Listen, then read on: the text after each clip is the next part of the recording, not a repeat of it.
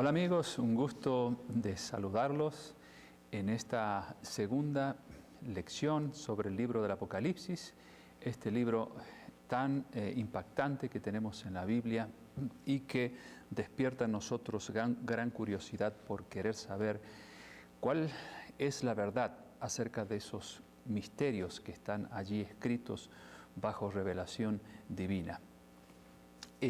Estuvimos en la última lección haciendo una introducción a este libro. Para aquellos que están viendo esta segunda parte, les recomiendo que vayan a la primera, a fin de que puedan tener una idea más completa acerca de cómo iniciamos el estudio. Y quiero decirles que a lo largo de esta serie iremos viendo temas tan apasionantes como los 7 sellos del Apocalipsis, los 4 jinetes del Apocalipsis, el misterio de la bestia de Apocalipsis 13 y el 666 y tantos otros misterios que a su tiempo, bajo la iluminación del Espíritu Santo, habremos de estudiarlos juntos y nos vamos a deleitar en ver cuán grande revelación Dios tiene en esos temas si usamos el método que usó Jesús, como mencionamos en la lección anterior, para ayudarnos a entender qué es lo que realmente Dios quiere decirnos en este último libro de la Biblia. Y sabemos que la técnica que Jesús usó es la que todos los cristianos debemos usar, permitir que la Biblia se interprete así sola. Por eso Jesús, a aquellos discípulos que iban camino a Emaús, que no habían entendido lo que realmente había pasado con su maestro, Él les abrió los ojos recorriendo las Escrituras, comenzando desde Moisés y siguiendo por todas las Escrituras. Y entonces los discípulos sintieron ardor en su corazón porque realmente comenzaban a entender esos misterios que Jesús les había dicho con claridad. Sin embargo, ellos no habían entendido. Para que no nos pase eso a nosotros, por eso vamos a recurrir a la forma en que Jesús ayudaba a sus seguidores a entender las parábolas o los misterios de sus enseñanzas, permitiendo que la misma Biblia sea nuestra guía. Vamos a tener una oración antes de empezar para que sea Dios quien nos ilumine y lo hace a través de su Maestro, el Espíritu Santo. Vamos a orar. Gracias nuestro Dios por estar aquí nuevamente para compartir con mis queridos amigos estas enseñanzas tan hermosas que encontramos en el libro del Apocalipsis, difíciles de entender porque necesitamos de tu orientación y de tu guía. Por eso clamamos por la presencia de tu Espíritu en nuestra mente para que eso difícil se haga fácil, para comprenderlo y ponerlo en práctica. Bendícenos en el nombre de Jesús. Amén. Hoy vamos a hablar acerca del gran traidor del Apocalipsis. Un conocido evangelista internacional dijo que el Apocalipsis se resume en 4 palabras solamente. Satanás pierde, Jesús triunfa. Y así es, amigos. Así de simple, Satanás pierde, Jesús triunfa. Pero como mencionaba en la lección anterior, como Satanás pierde, él quiere que otros pierdan con él también. Por eso muchos cristianos no quieren estudiar el Apocalipsis porque el diablo precisamente quiere que no hagan eso, porque al estudiar este libro podemos descubrir todas las tretas que el diablo usa para engañar a los seres humanos y a los cristianos en forma más marcada. Así que no le vamos a dar el gusto, por eso abramos con confianza este libro, porque allí, con la ayuda del Espíritu Santo, habremos de entender cuáles son esas trampas que él usa. Pero antes de estudiar esas trampas, quiero que vayamos a un ejemplo de cómo algunos símbolos de la palabra de Dios, del Apocalipsis en forma especial, se pueden interpretar a través de la misma Biblia. En Apocalipsis 13, ustedes ven allí que hay una revelación acerca de 2 bestias. Y si uno lee eso y quiere interpretarlo, cosa que es totalmente errónea, va a pensar, bueno, una bestia debe ser un monstruo. Y otro dice, no, una bestia debe ser alguna otra cosa extraña, un extraterrestre, quién sabe. Y empezamos a especular, cuando en realidad la misma Biblia se interpreta a sí misma. Por ejemplo, si queremos saber qué quiere decir la palabra bestia en el Apocalipsis, vamos a Daniel 7:25. Daniel 7:23, un poquito antes. Allí el profeta Daniel arroja luz a San Juan, y dijimos en la otra lección que es imposible entender el Apocalipsis si no lo estudiamos a la luz de muchos otros libros de la Biblia, especialmente el profeta Daniel. Capítulo 7, versículo 23, el profeta Daniel, que también viene hablando de una bestia, dice allí, 7:23, lo siguiente. Daniel 7:23, en el Antiguo Testamento, obviamente, dice así: la cuarta bestia será un cuarto reino en la tierra. Ya está, ya sabemos que es una bestia. Una bestia es un reino. Por lo tanto, cuando en Apocalipsis leamos la palabra bestia, sabemos que no se está refiriendo a un monstruo ni nada diferente a lo que el profeta dice aquí. Una bestia es un reino, punto. Ya sabemos entonces ese símbolo. La palabra aguas o mar, que varias veces aparece en el Apocalipsis. Bueno, en el capítulo 17, versículo 15 de Apocalipsis, San Juan dice qué quiere decir la palabra mar, que aparece en Apocalipsis 13, y lo dice de esta manera, 17, versículo 15.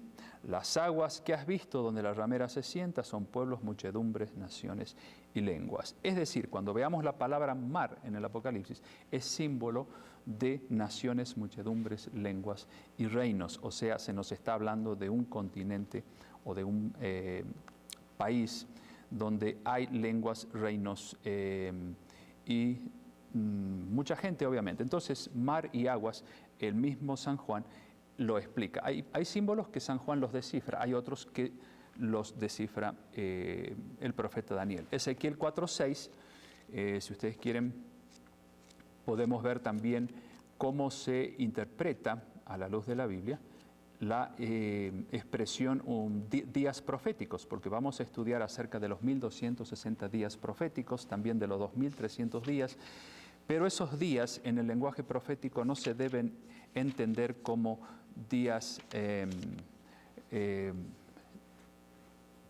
literales, sino como años. Ezequiel capítulo 4, versículo 6 dice así: cumplidos estos, te acostarás sobre el lado derecho segunda vez y llevarás la maldad de la casa de Judá 40 días. Y estaba hablando aquí en lenguaje profético.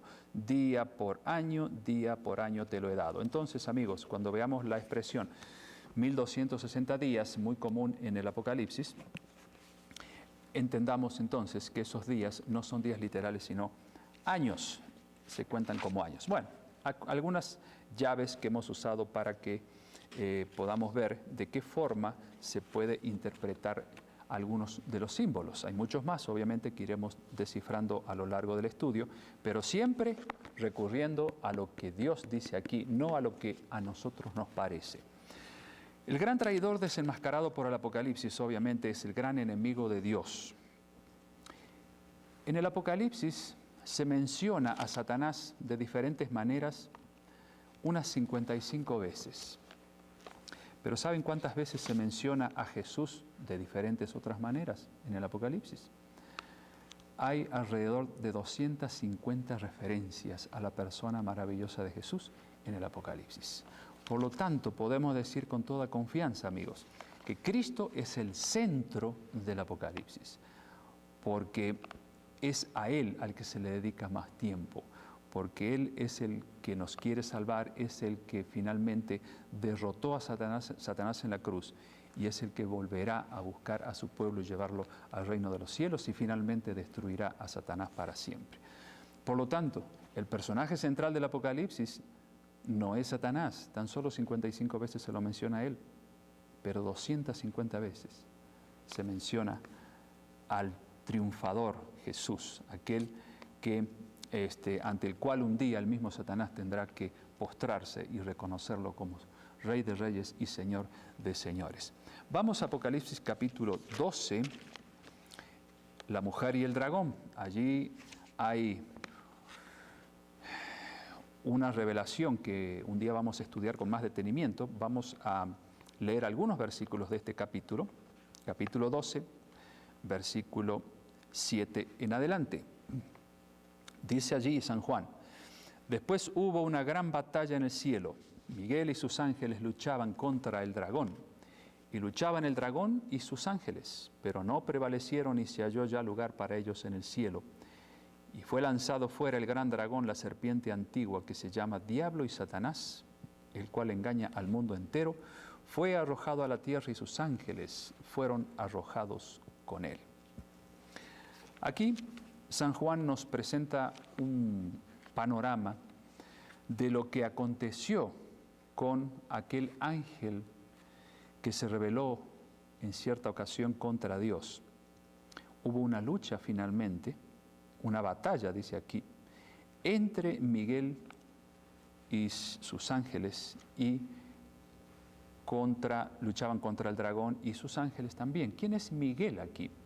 Bueno, en realidad la palabra Miguel se usa pocas veces en la Biblia, y especialmente se usa cuando se está confrontando en forma directa a Satanás. Es decir, ¿quién lo confronta? Jesús. Y Miguel viene de la palabra aramea Micael, que quiere decir el que es igual a Dios o quién es igual a Dios. El único que es igual a Dios es Cristo. Y Satanás, Lucifer, antes de cometer el pecado de la idolatría, de querer ser como Dios, él empezó a albergar en su corazón el deseo de ser como Dios. Por eso aquí a propósito dice, el que es igual a Dios, el verdadero, pelea, hace una batalla contra el que quería ser igual a Dios, pero que nunca podía lograrlo, ni nadie lo puede hacer, porque Dios es uno solo. No es que Dios sea egoísta y no quiera que otro también sea como Él. Lo que pasa es que en el universo, amigos, hay un solo Dios. Nadie puede ocupar su lugar. Por eso el mandamiento dice claramente, no tendrás dioses ajenos delante de mí, porque no existen. No hay competencia. Dios es uno solo, no puede existir la competencia. Y aquí dice que no prevalecieron Satanás y sus ángeles y fueron arrojados aquí a la tierra, y se le da algunos nombres a Satanás como el dragón o el gran dragón, la serpiente antigua, que se llama Diablo y Satanás. Diablo quiere decir arrojado, viene de la palabra diabolos, arrojado, y Satanás quiere decir adversario. Fue arrojado a la tierra. Y dice el versículo 12, en el mismo capítulo 12 de Apocalipsis, 12:12, por lo cual alegraos cielos y los que moráis en ellos. Ay de los moradores de la tierra y del mar, porque el diablo ha descendido a vosotros con gran ira, sabiendo que le queda poco tiempo. En otras palabras, desde el momento que Satanás lo echa del cielo, y especialmente desde el momento que Jesús lo vence en la cruz del Calvario, la ira de este ángel se hace muy grande. ¿Por qué? Porque él es un ángel derrotado, porque él perdió lo que él quería ganar, y entonces la gran ira es contra los que habitamos en esta tierra. Ay de los que moran en la tierra, porque él ha descendido, el diablo ha descendido a vosotros con gran ira, sabiendo que le queda poco tiempo. Por eso, amigos, a medida que transcurre la historia, vemos cada vez que las cosas se ponen peor, porque el diablo está realmente airado con este mundo, y entonces quiere, sabiendo que finalmente su destino va a ser la destrucción eterna, quiere llevar consigo a todos los que más pueda, quiere quitar de Dios a cuanta criatura sea posible. Vamos entonces al capítulo mismo, en el mismo 12, versículo 3 y 4, vamos a leer lo siguiente. También apareció otra señal en el cielo, he aquí un gran dragón escarlata que tenía 7 cabezas y 10 cuernos, y en sus cabezas 7 diademas. Este misterio lo vamos a estudiar más adelante.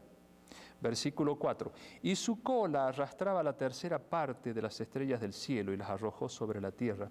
Y el dragón se paró frente a la mujer que estaba para dar a luz, a fin de devorar a su hijo tan pronto como naciese. Nos vamos a detener en esto que dice el versículo 4. Se está hablando obviamente de Satanás. Dice que su cola arrastraba la tercera parte de los ángeles del cielo, de los ángeles de Dios.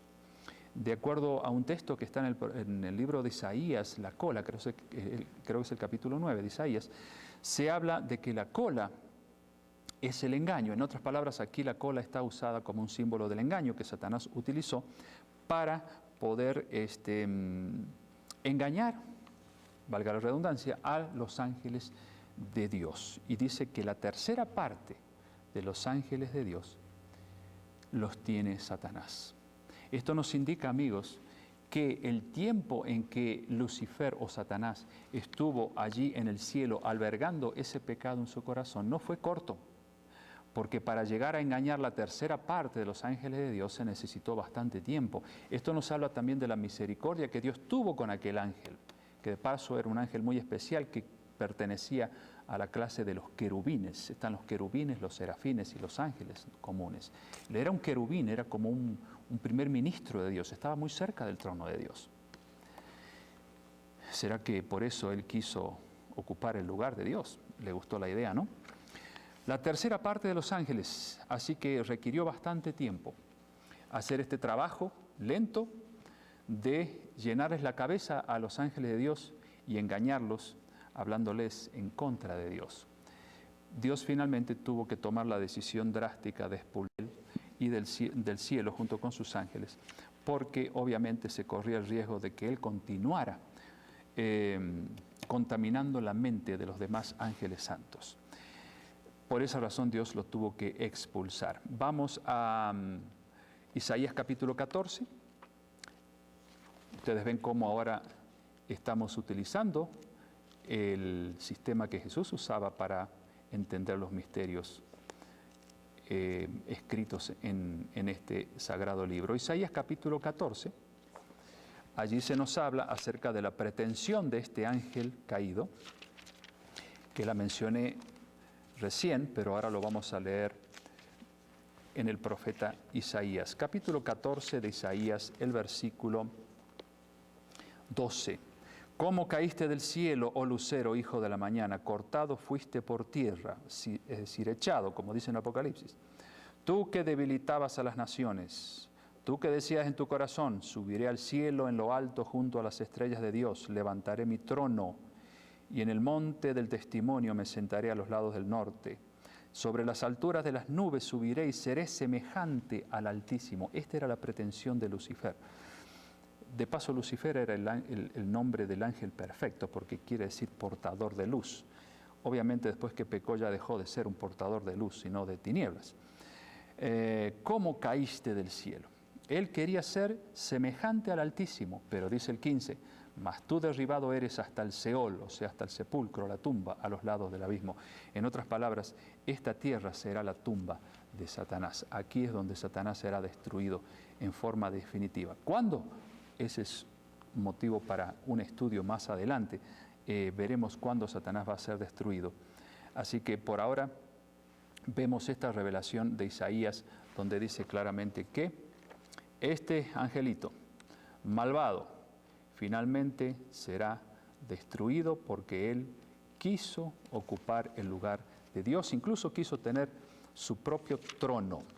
Bueno, vamos a 2 de Corintios capítulo 11, versículo 3. ¿Cuáles son algunas de las artimañas que Satanás usa para procurar engañar a los hijos de Dios especialmente? 2 de Corintios capítulo 11, versículo 3, San Pablo dice, pero temo que como la serpiente con su astucia engañó a Eva, vuestros sentidos sean de alguna manera engañados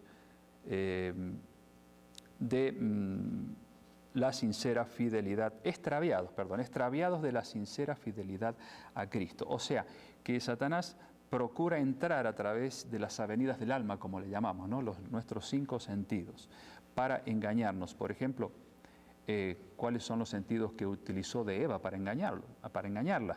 El sentido del gusto, el sentido del tacto cuando tocó la fruta prohibida, el sentido de la vista. En otras palabras, Satanás sabe por dónde entrar. Tengamos cuidado porque son ventanitas que pueden estar abiertas a sus engaños, a menos que estemos pidiendo a Dios cada día que nos ayude a que por ninguna de esas ventanitas el diablo nos tiente. Y para eso necesitamos conocer la forma en que nos tenemos que defender de este gran engañador. En el mismo capítulo 11 de 2 de Corintios, versículo 13, también aquí se habla de qué forma Satanás engaña a los seres humanos, porque estos son falsos apóstoles, obreros fraudulentos, que se disfrazan como apóstoles de Cristo. Y no es maravilla porque el mismo Satanás se disfraza como ángel de luz. Así que no es extraño si también sus ministros se disfrazan como ministros de justicia, cuyo fin será conforme a sus obras. Lo que acabamos de leer, amigos, es tremendamente importante, especialmente en este tiempo. ¿Por qué? Porque aquí dice que una de las tácticas que usa el diablo para engañar a los seres humanos, especialmente a los cristianos, es a través de falsos apóstoles, como que se disfrazan, dice aquí, como apóstoles de Cristo. Es decir, amigos, no es garantía de que porque yo esté predicando de la palabra de Dios, les esté predicando la verdad. Yo puedo estar usando este libro, pero los puedo estar engañando. ¿Cuál es la única manera en que ustedes pueden evitar que yo los engañe? Pues comprobando que todo lo que yo digo esté respaldado por el Escrito está. Si de mi boca sale algo que no tiene apoyo en las Escrituras, ustedes van a ser engañados. Y eso es lo que pasa en muchos lugares. Se predica de la palabra de Dios, se usa este libro como testigo de que se predica la verdad, pero muchos, sin darse cuenta, están vertiendo conceptos humanos acerca de la palabra de Dios y están interpretando las Escrituras y no permitiendo que ella se interprete así sola, y por eso se convierten en obreros fraudulentos de Satanás, como dice aquí la palabra de Dios. Tengamos cuidado porque no todo lo que brilla es oro en materia de religión. Todo tiene que ser comprobado por la palabra de Dios. Yo recuerdo el hecho de los bereanos, los habitantes de Berea, a los cuales San Pablo les predicaba. ¿Quién podía dudar de la verdad que predicaba San Pablo? Sin embargo, los bereanos iban a sus casas después de escuchar a Pablo, abrían los rollos, las Escrituras, para ver si lo que Pablo decía era verdad. ¿Cuántos cristianos hacen eso hoy día después de escuchar un sermón en X iglesia? No, para eso estudió teología. Para eso tiene 7 años de estudio, para eso tiene 4, para eso tiene 3 o para eso tiene 5. No confiemos en el hombre. Jeremías tiene un texto allí en su libro que dice: maldito el hombre que confía en el hombre, pero bendito el hombre que confía en Jehová. Tenemos que confiar en el Escrito está, y no en lo que los hombres, voluntaria o involuntariamente, inocente o no, inocentemente, nos pueden estar enseñando, porque se pueden equivocar, inspirados por el enemigo de Dios que quiere realmente engañar a las almas. Vamos a otro texto, y que lo encontramos allí en Apocalipsis 16:13. Vamos al mismo libro que estamos estudiando, y en el capítulo 16, versículo 15, se habla de otra de las tretas de Satanás. Y tengamos presente esto porque se está dando y se va a dar en forma mucho más grande dentro de no mucho tiempo. Capítulo 16, versículo 13. Vi salir de la boca del dragón y de la boca de la bestia y de la boca del falso profeta 3 espíritus inmundos a maneras de ranas. Pues son espíritus de demonios que hacen señales. En otras Biblias dice hacen milagros. Es lo mismo. Y van a los reyes de la tierra en todo el mundo para reunirlos a la batalla de aquel gran día del Dios Todopoderoso, que es el Armagedón. Vamos a estudiar acerca del Armagedón más adelante también. Pero aquí dice que el diablo tiene una falsa trinidad. El dragón, que es él, la bestia y el falso profeta. Así como Dios es Dios Padre, Dios Hijo, Dios Espíritu Santo, el diablo copia todo lo que hace Dios, obviamente. Y aquí tenemos un ejemplo de esa copia. El dragón, la bestia y el falso profeta. ¿Quieren saber quién es la bestia y el falso profeta? Es también para un estudio futuro. Y a través de estos poderes, él dice que hace milagros, hace cosas sorprendentes, con la finalidad, obviamente, de engañar. Espíritus de demonios. Tengamos cuidado porque también hay muchos falsos milagros. Miren, Mateo capítulo 7. capítulo 7, versículo 21 al 23. Podemos leer allí lo que Jesús nos está diciendo a nosotros hoy también. No todo el que me dice Señor, Señor entrará en el reino de los cielos, sino el que hace la voluntad de mi Padre que está en los cielos. Muchos me dirán en aquel día, Señor, Señor, ¿no profetizamos en tu nombre? Y en tu nombre echamos fuera demonios, y en tu nombre hicimos muchos milagros. Miren que aquí está hablando de gente religiosa, gente que pretendían estar siendo usados por Dios mismo en este hecho de profetizar en tu nombre, hacer milagros en su nombre y echar demonios en el nombre de Jesús. Pero Jesús les dirá a estos cristianos, entonces les declararé, nunca os conocí, apartaos de mí, hacedores de maldad. En otras palabras, Jesús por algo dijo en otra ocasión, ahí mismo, un poquito antes, dice, por sus frutos los conoceréis. Si ustedes quieren saber, dice Jesús, quién es un verdadero predicador, quién es un verdadero cristiano y quién no lo es, pues analicen los frutos de su vida y los frutos de su creencia, obviamente. Pero aquí habla de gente que le dirá cuando Jesús venga por segunda vez, pero Señor, ¿cómo? Si nosotros hemos dedicado incluso nuestra vida a profetizar acerca de ti, hemos hecho grandes cosas en tu nombre. Y Jesús dice, no los conozco, porque habrán sido, como dice San Pablo, obreros fraudulentos, es decir, instrumentos de Satanás. Y la palabra que usa aquí Jesús, hacedores de maldad, cuando dice apártense de mí, hacedores de maldad, en realidad quiere decir, en el original, transgresores de la ley. Apártense de mí, transgresores de la ley. Ustedes han pretendido ser instrumentos míos, pero han estado violando mis mandamientos, por lo tanto no son míos, sino de mi gran enemigo. Estamos llegando al fin de este segundo estudio, tan solo hemos visto algunos aspectos de las tretas de Satanás. Hay muchas más, no alcanza un estudio de media hora para ver todas, por eso vamos a seguir analizando esas tretas a lo largo de los siguientes estudios, pero estos son algunas de esas artimañas que él usa para engañarnos. Y hay una sola forma de poder ser liberados de las cadenas del engaño de Satanás.